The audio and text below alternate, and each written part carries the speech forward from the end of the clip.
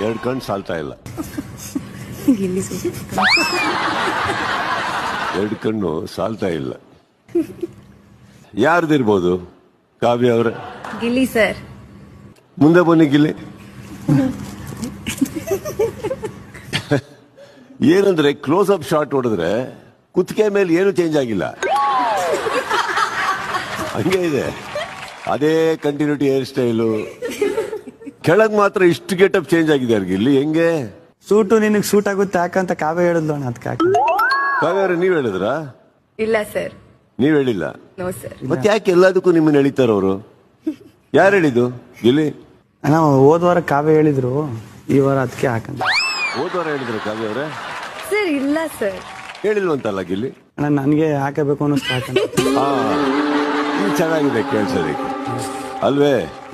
ಯಾಕಂದ್ರೆ ಕಾವ್ಯ ಅವ್ರ ಮೇಲೆ ಎಲ್ಲ ಹಾಕ್ಬೇಡಿ. ಯಾಮಾರು ಒಂದ್ ದಿವಸ ಕಾವ್ಯ ಒಂದ್ ಶನಿವಾರ ಬಟ್ಟೆನ ಹಾಕೊಂಡ್ಬೇಡ ಕಣಂದ್ರೆ ಏನ್ ಮಾಡ್ತೀರಿ?